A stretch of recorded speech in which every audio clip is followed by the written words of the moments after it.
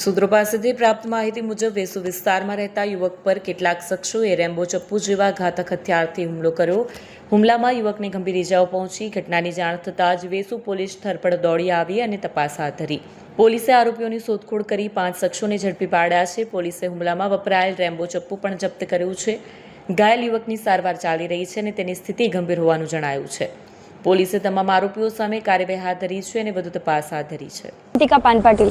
જે અવંતિકાજી, આપ ક્યાં રહો છો અને શું ઘટના બની હતી? હું આંબેડકર નગર 1 માં રહું છું, વેસુ વિસ્તારમાં. જી, શું ઘટના બની હતી? અમે નીચે ક્રિકેટ રમતા હતા અને બહારથી કોઈ લુખ્ખા છોકરાઓ આવ્યા છે, જે 4-5 ગાડી લઈને આવેલા અંદર મોહલ્લામાં.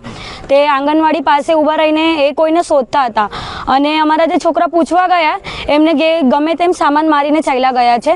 જેમાં મારા જીજાજી છે, એક મારો ભાઈ છે, જેને એકને કિડની પર વાગ્યું છે, એકને હાથ પર વાગ્યું છે અને એકને અહીંયા જાંઘ પર વાગ્યું છે. કેવા પ્રકારના હથિયાર હતા એ લોકો પાસે? એમના પાસે 2 ચાકુ હતા, એક તલવાર હતી ને એક કુહાડી હતી.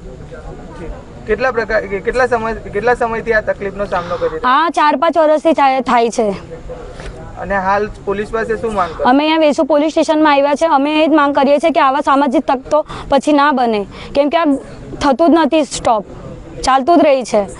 જી, આપની માંગ શું છે? અમારી માંગ એ છે કે જલ્દી એ લોકોને પકડે અને કઈ આગળ કાર્યવાહી કરે. જી સાહેબ, કઈ હત્યાના પ્રયાસના આરોપી હતો અને આ લોકો પોલીસ સ્ટેશન પહોંચ્યા હતા, કઈ રીતના ત્યારે તપાસ?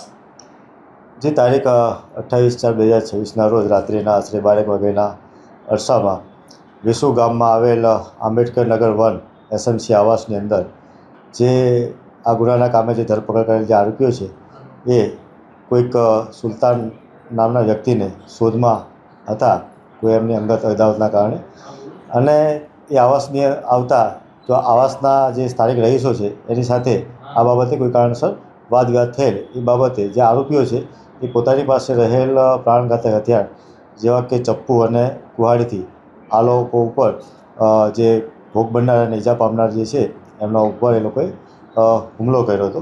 અને એ બનાવ દરમિયાન તાત્કાલિક પોલીસને જાણ થતાં પોલીસ ત્યાં પહોંચી અને ઘટના સ્થળેથી આરોપીઓ પૈકી એક આરોપીને ધરપકડ પણ જે તે વખતે કરી લેવામાં આવી હતી.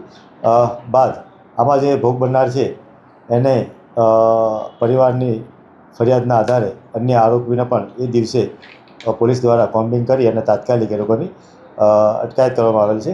અને જેમાંથી જે એક અન્ય આરોપી છે જે એક કાયદાના સંઘર્ષમાં આવેલો હોય એવું તપાસ દરમિયાન જણાવેલ છે, જેની આગળની કાર્યવાહી કરવામાં આવી રહી છે. શું આ લોકો કેમ ભેગા થયા હતા અને શું માંગ છે લોકોની? અત્યારે જે ભોગ બનનાર જે છે એના પરિવારજનો અને મહોલ્લાના માણસો છે એ લોકોને એવું કહેવું છે કે આ જે આરોપીઓ છે એ લોકો અગાઉ પણ આવા નાના મોટા ગુનાઓ કરેલા છે, જે અગાઉ પણ એ લોકો ફરિયાદ દાખલ થયેલી છે. જે બાબતે એ લોકોને સમજાવવામાં આવેલ છે કે ભાઈ અગાઉ પણ એ લોકોની જે ગુના બન્યા હતા એમાં ધરપકડ કરી અને એમના વિરુદ્ધમાં કાયદેસર કાર્યવાહી પણ કરવામાં આવેલી છે અને તેઓના વિરુદ્ધમાં મેક્સિમમ અટકાયતી પગલાં પણ લેવામાં આવેલ છે. છતાં પણ આ વખતે ફરી એ લોકોને અટકાયત કરી અને એ લોકોને રજૂઆત આધારે પણ અમે નામદાર કોર્ટની અંદર ધ્યાને લઈ અને નામદાર કોર્ટને પણ અમે ધ્યાને મૂકીશું.